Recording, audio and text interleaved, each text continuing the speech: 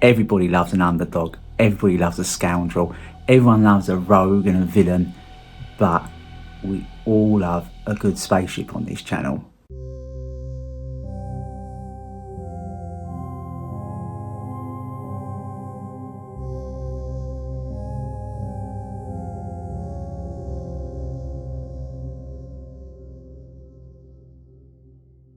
And if you like that sort of thing, you've had a right stroke of luck here, because this is the definitive top 5 list of the most outlaw, bad boy, dangerous, rebel, underdog spaceships in all sci-fi history.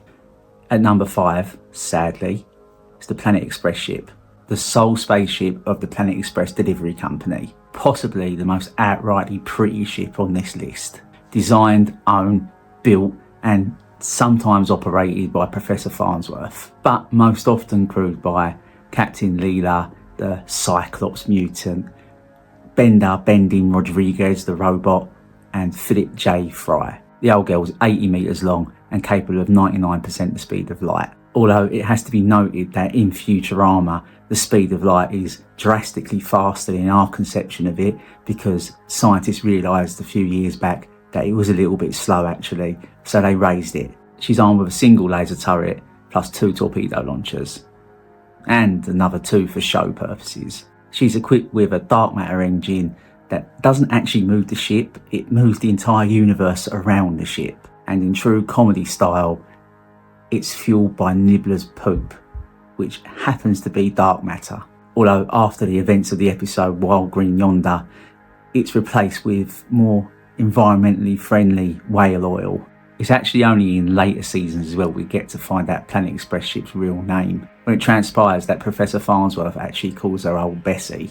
She's got a magnetic winch for hauling cargo. She's also equipped with varying different modifications for different kind of scenarios, such as like a set of fins for going underwater or a drill for drilling to the centre of the earth. And she quickly develops into like being a character in her own right.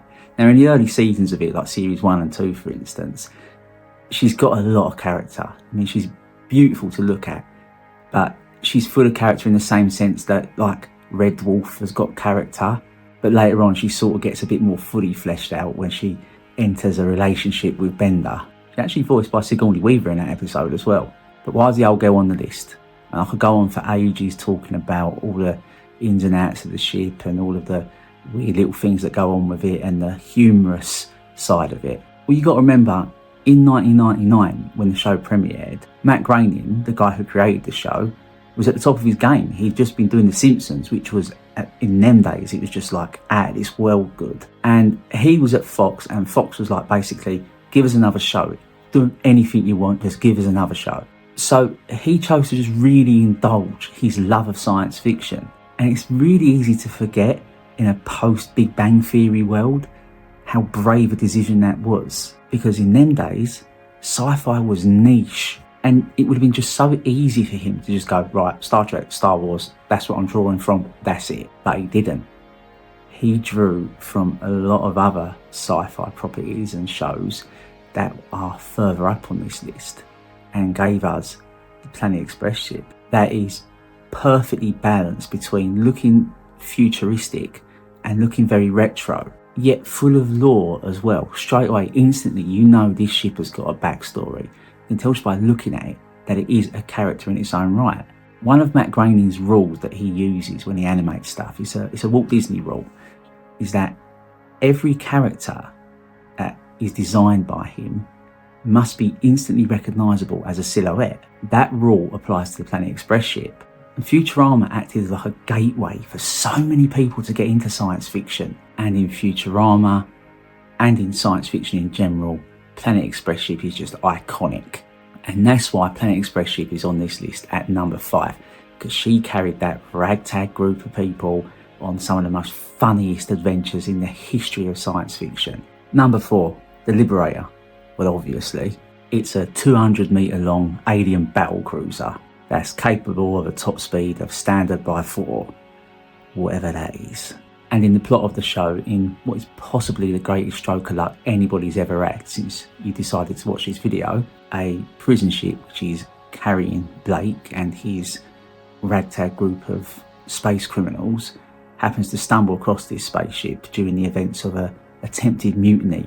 But because Blake is seen as expendable and the Federation government sort of want to get rid of him, the captain and the second in command of this prison ship opt to send Blake across because everyone else they've sent across has been killed. Blake manages to seize control of the Liberator and just go on the rampage with it. He actually sets about engaging on what is possibly the most middle-class insurgency I've ever seen on television. And I am left with a distinct impression that there is a wine and cheese night that happens every week on that ship. The Liberator is easily more capable and more powerful than anything the Federation can throw at it. It's armed with an arsenal of advanced weaponry, including massively powerful directed energy weapons and just shockingly powerful missile banks. It is really capable of repairing itself as well. It doesn't actually need a crew on it to manage its own repairs at all. In actual fact, I think when Blake first boards the ship, the original crew have abandoned ship with the intent of actually returning aboard once the repairs are complete. And in terms of like facilities and stuff, I sort of view this as kind of like if the TARDIS was turned inside out, you know, bigger on the outside, because it's got everything on it what the TARDIS has got. It's got hundreds of staterooms. It's got a vault with literal billions of Federation credits in there. It's got a wardrobe that is extensive by the looks of it. It's got advanced medical facilities. It's the only ship in the universe of Blake 7 at that point which has got a matter transporter as well, which is a really key plot point. As I said before, it's a very powerful ship.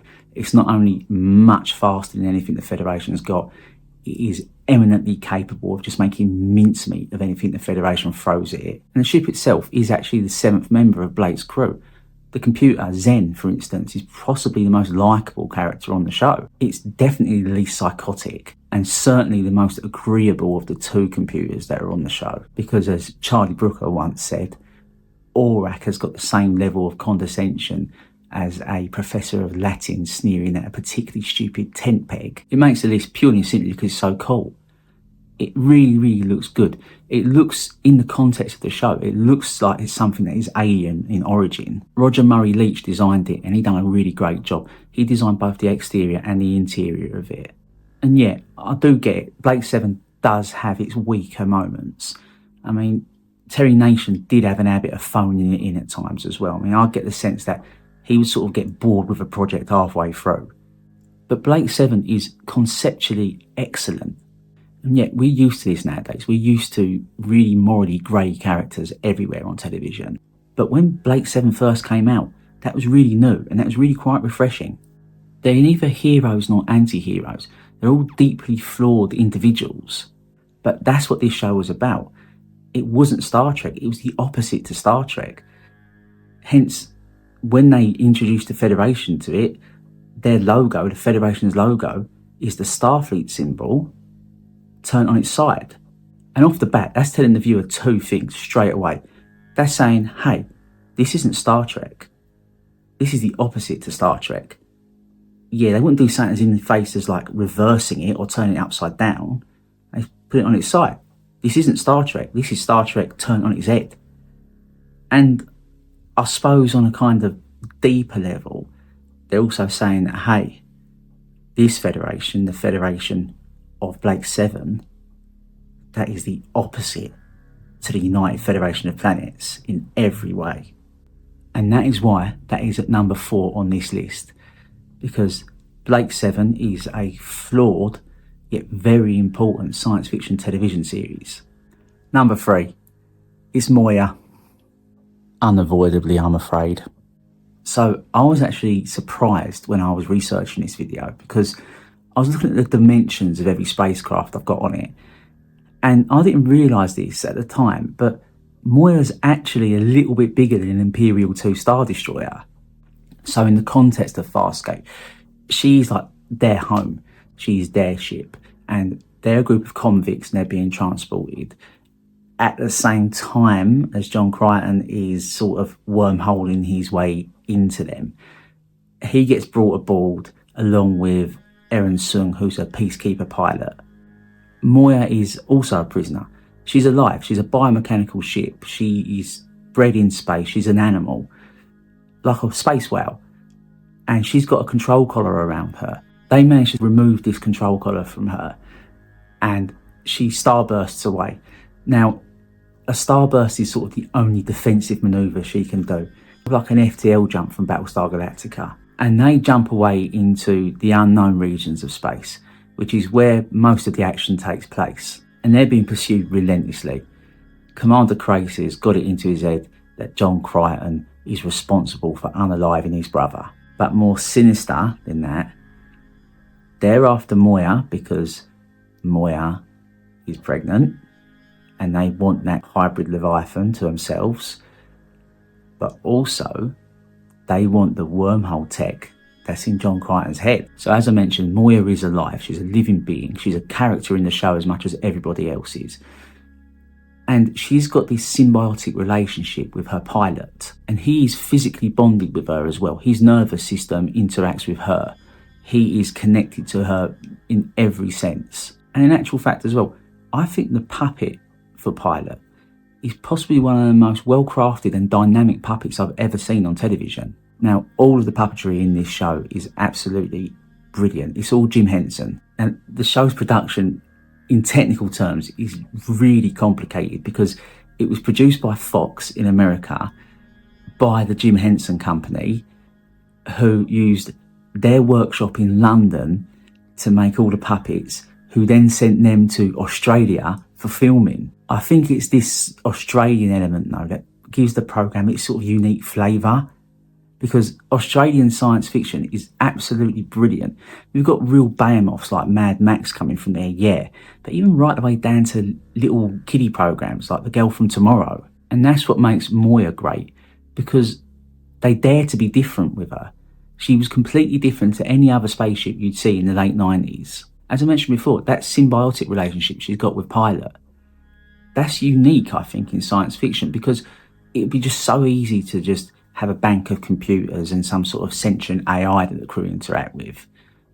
Well, Farscape done it differently. They had a real character, they had a proper alien, and they gave him a real backstory. And the story goes with Pilot that his species can't travel in space, really.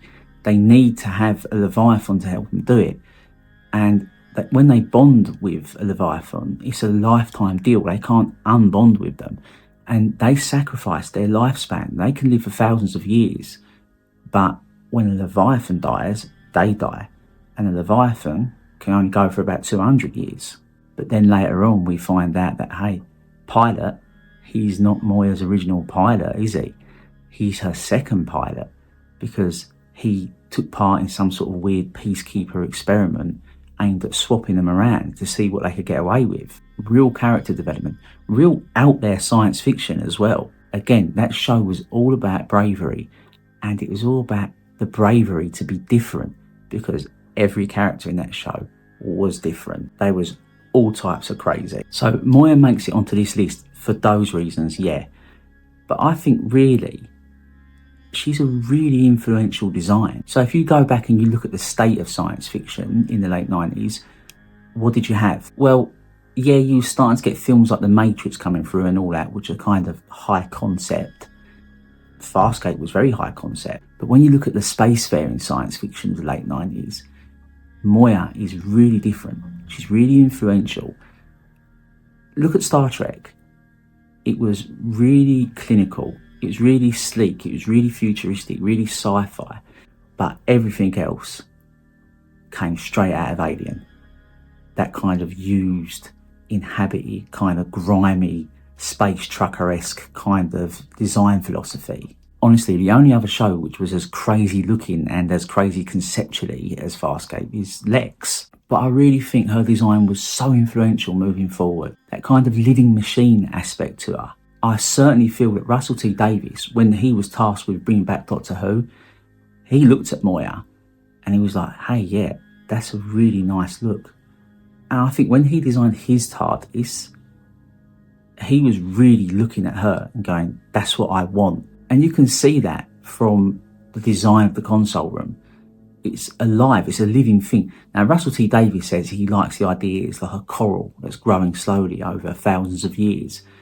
But look at the colour scheme. it uses. Look at the kind of organic shapes. Almost everything about that TARDIS you could put inside Moya. That could be a room inside Moya. So that is why Moya's on the list, because she's so cool, she's so influential, she's so much fun, and the show she's from is absolutely just chaos and brilliant. But also, she makes it onto the list for this reason as well. Now, we hear the phrase mothership just used so many times throughout science fiction. Well, Moya, she's the only ship in science fiction that is literally a mother ship. She has a child, she gives birth, she has talent. It's a major plot point throughout the show. So that's why she's there. That's why she's my number 3. And if you don't like it, it's my list, my channel, and my problem. Now I'm going to get so much crap for the next entry on this list, especially when you lot work out that you've watched all 5 entries and the Millennium Falcon ain't nowhere. Why do I want that part of crap on my channel? So I'm expecting some bile in the comments because of this one. It's the Valley Forge. At 2,500 foot long, it's not actually the biggest space freighter on this list. So for those that ain't in the know, the Valley Forge is actually from the film Silent Running. And it's low-key just one of the best science fiction films out there. So the film is about a character called Freeman Lowell, and it's set in a world where all of the biodiversity on Earth is gone. All the animals and plant life are dead, apart from some specimens that they've managed to sort of hide away in deep space. As the film progresses, the funding is cut for the mission, and the crew are ordered to just kill all their samples and return to Earth. And they're quite happy to do it as well. But our main character don't want to do that. He's not happy about it at all. So he unalives his crewmates and goes on the run. And he sort of fakes the sort of spaceship's destruction, and he sort of hides out somewhere in space until the authorities eventually catch up with him, and he destroys the Valley Forge, but he manages to send one last pod into space, one biodome left of Earth's biodiversity. He sends that sort of wandering across the universe. But I can hear you typing away in the comments now. As I'm recording, I can hear you banging away, lobbing all your insults at me. Like, hey, British Sci-Fi, come on. Have everything you could have chosen. Why the Valley Forge, this sort of spaceship from a middling 1970s science fiction film? Well, the film deals with some really important themes. Yes, it's about loneliness and isolation, but it's also about environmental stewardship. And that's a really important message nowadays. It's very pertinent in 2024, as much as it was back in the 1970s. And the film itself, that was directed by Douglas Trumbull.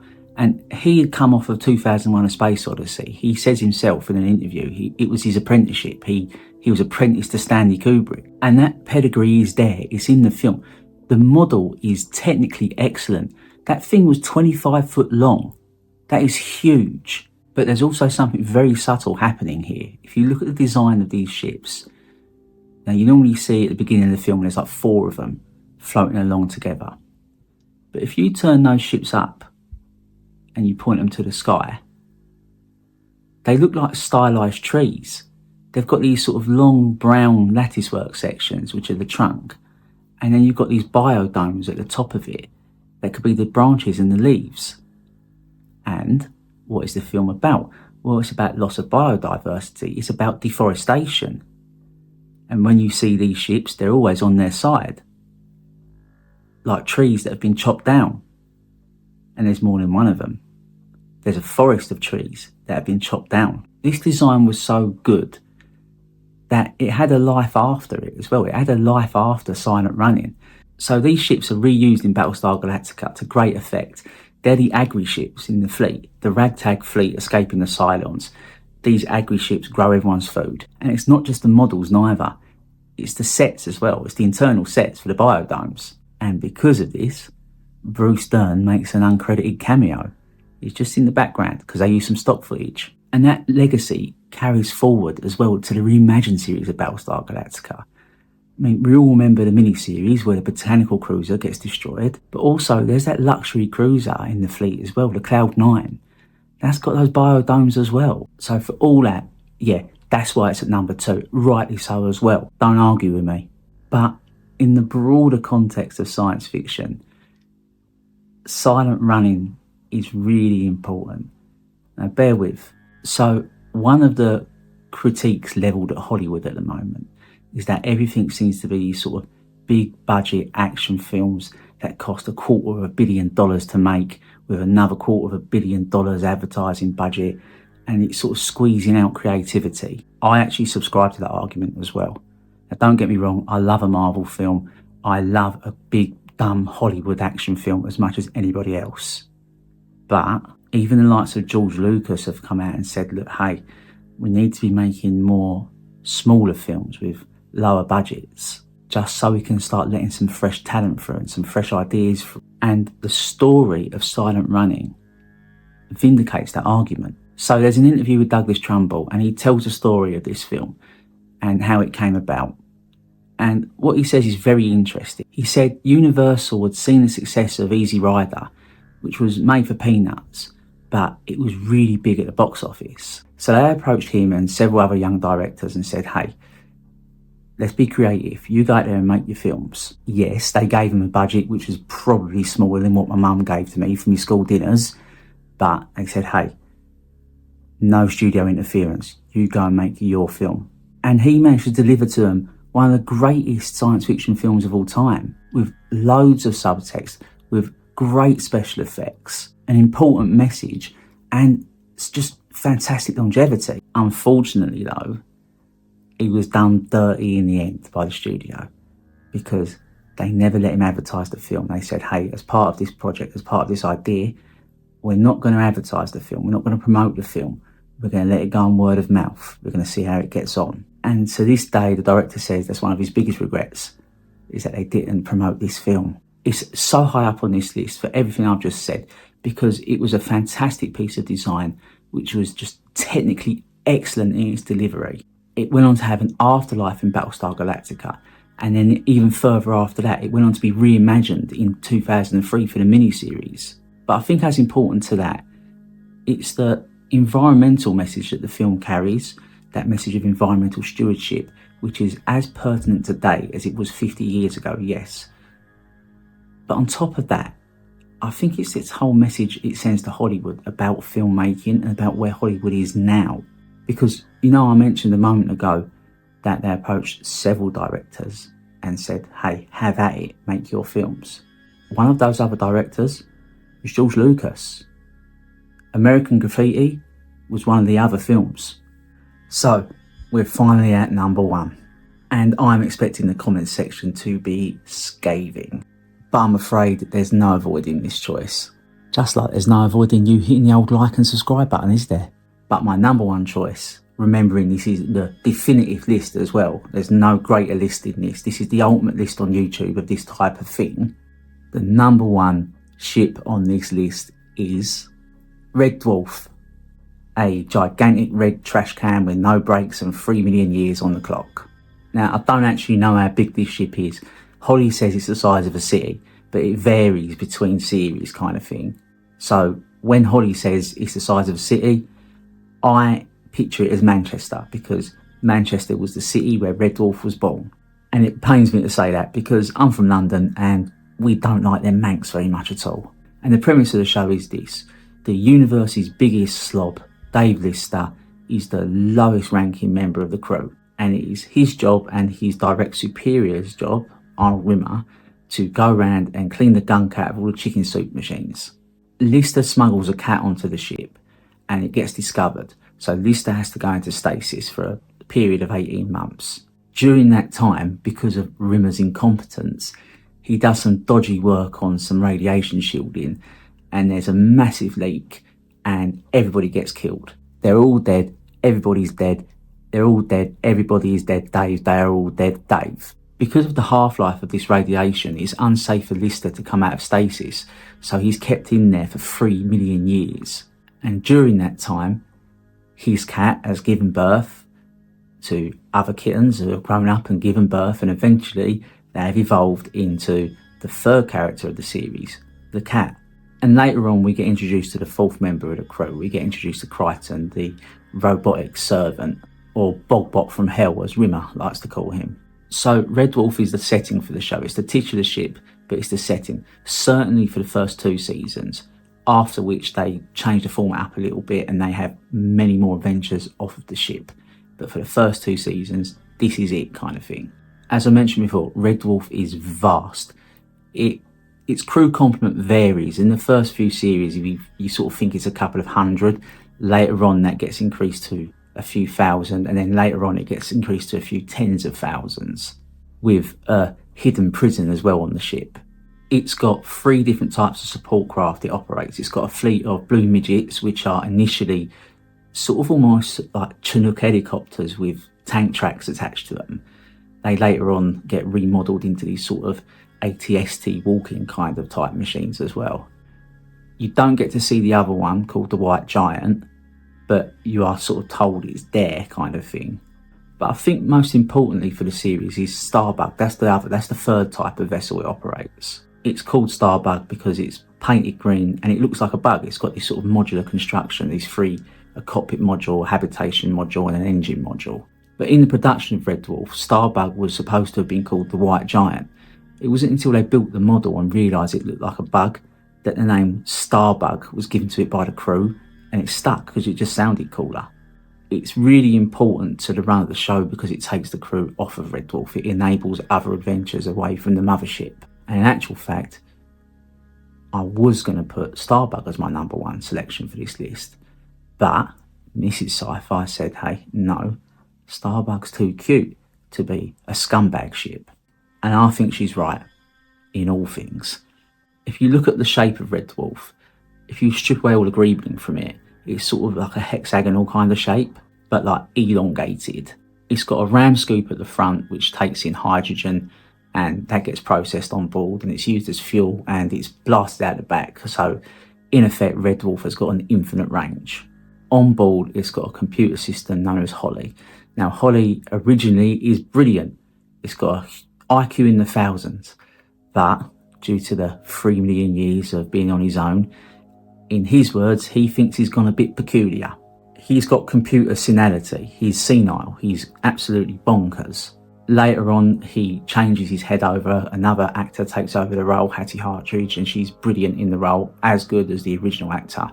But Holly is so senile that it can't even count without banging its head on its screen. What Holly does is he pilots Red Dwarf out of the solar system and into deep space because the radiation levels are that high.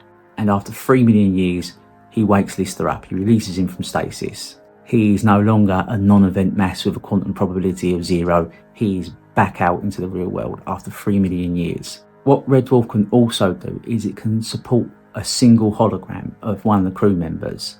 Now, these are a perfect facsimile of the person that they are based on. They're not the real person at all. The real person's unalive. They are a computer-generated hologram of that person. And initially in the series, they can't touch anything, smell anything, or taste anything. All they can do is sort of hover around as a sort of ghost-like presence. But later on, Rimmer is upgraded to a hard light form. But, as I said, Red Dwarf can only support one hologram. And that hologram is Arnold Judas Rimmer, the last person in the universe Lister wanted to bring back.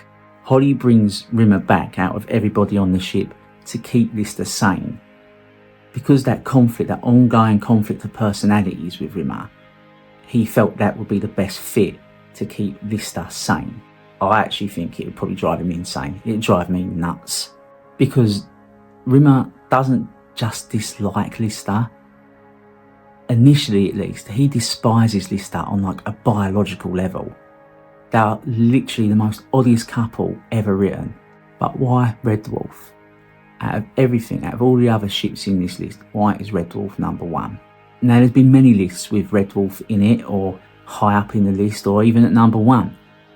But none of those lists touch on this. They'll delve into the technicalities of it, they'll delve into the size and how spectacular it is, and how red it is, and how amazing and big it is, and stuff like that. But when you watch Red Dwarf, it sort of starts to dawn on you that the ship itself is the setting for one of the biggest existential horrors ever committed to screen. The basic premise of Red Dwarf is that they are alone in a hostile and meaningless universe. But once you watch Red Dwarf and you dig beneath all the science fiction and all the comedy, What the show is really doing, what the show is really about, is stripping Lister of any meaning to his life at all. And remember, Lister is the last remaining human in the universe. So it's stripping humanity of any meaning to its existence. There is no meaning to life. If you don't believe me, here's just a few examples of it. So let's look at friendships. Okay, so Lister is the last remaining human, but he's got other characters around him. So, number one, the cat. Now, Danny John Jules and Craig Charles, massive friends in real life. They used to go out clubbing. They used to go to the Hacienda in Manchester, raving it up in the late 80s, like every night after filming, and come back like hungover and half cut and do a day's work kind of thing. But let's look at the characters of the cat and Lister. Well, it's simple. The cat is a cat. In the early seasons at least, if Lister was to suddenly be unalived, the cat would probably eat him. He was alone for his entire life before Lister was awoken, and he could spend the rest of his life alone. He's a cat, he's a feline. He's utterly vain. He's extremely shallow. To quote Crichton, he's mind-meltingly shallow. He's not a real friend to Lister at all. He's a cat. So whatever friendship Lister may feel towards him, it's certainly not going to be reciprocated, at least not in any real human sense. So let's look at Rimmer. So as the series progresses, they do become closer, and it sort of gets sorted towards a kind of real friendship between them. But they are just so different to start with. And let's face facts here, in the first opportunity Rimmer gets in the episode Hollow Ship to run away and leave them, he jumps at the chance. And it's only for his own selfish reasons, because he's in love with another hologram and he doesn't want to sacrifice her, that he returns to the ship. It's not through any act of friendship towards Lister at all. But more than that, he's an artificial life form. He's unalive. He is a hologram. He can't possibly be a real friend to Lister because he doesn't exist. He's like a ghost. He's like a phantom wandering around the ship. He might as well exist in Lister's head. So what about Crichton? Well, Crichton's an easy one. If you look at it on the surface, them two are good buddies. They get on very, very well. They're good friends, it seems. Or are they? Crichton is an android. Crichton is not a human. Crichton is programmed to be friendly. There's not any real emotion to him at all.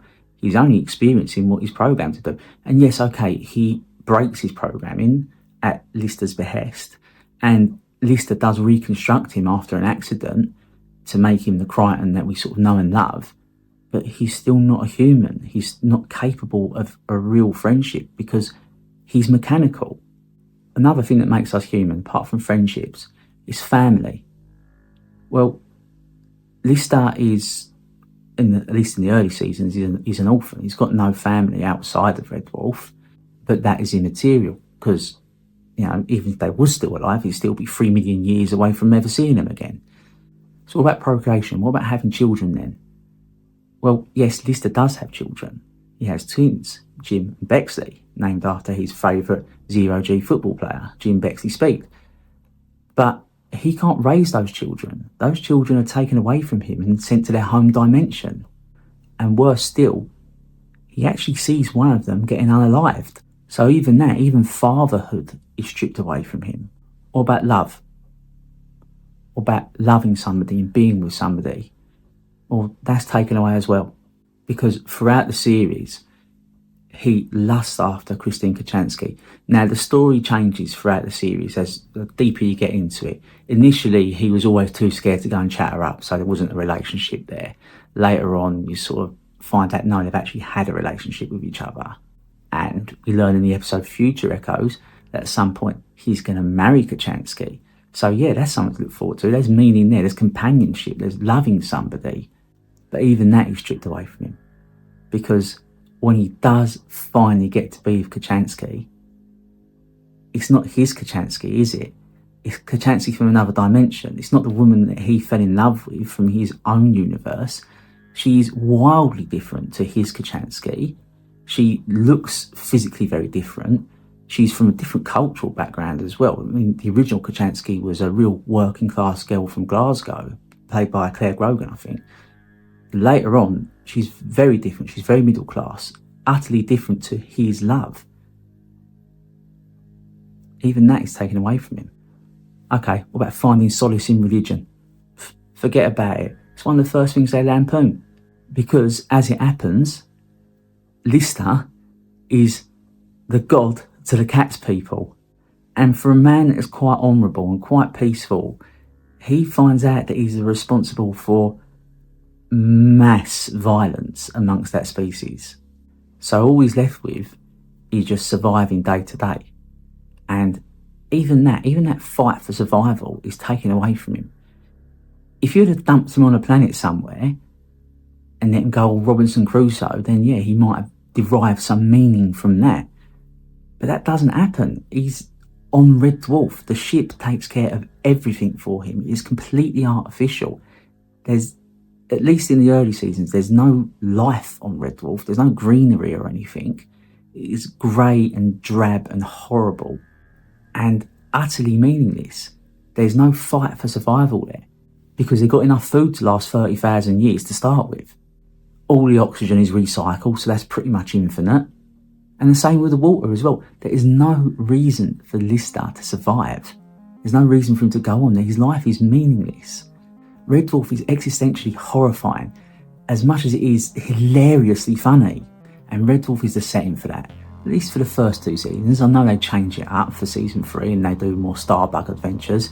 And by season 6, they've lost Red Dwarf. But even then, you ain't going to derive no meaning from that because all they're doing is trying to get back to Red Dwarf, which is utterly meaningless anyway. But the ship itself is amazing. It is a fantastic piece of design. It is iconic. It is big, red, bold, and absolutely just fascinating to look at. Like, for instance, I've spent years trying to work out what that lump of rock is embedded in its hull. Now, a lot of people say, like, over the course of 3 million years or something, like a small moon has crashed into it, and that's what it is. But that lump of rock's there from the first episode when they're in the solar system. If you know what it is, let me know in the comments. I'm desperate to find an answer to this. But anyway, for everything I've just said, that is why it's at number 1, because it is the setting for one of the biggest existential horrors ever committed to film, and it is fantastic and I love it. Let me know what you think in the comments, because I really do love interacting with you guys, especially when you're being like scathing towards me in the comments. But as always, relax. It's just a personal view. Thank you for watching. Please hit the like and subscribe button because it really helps out with the channel and it really helps it grow. And I really enjoy making these videos for you guys.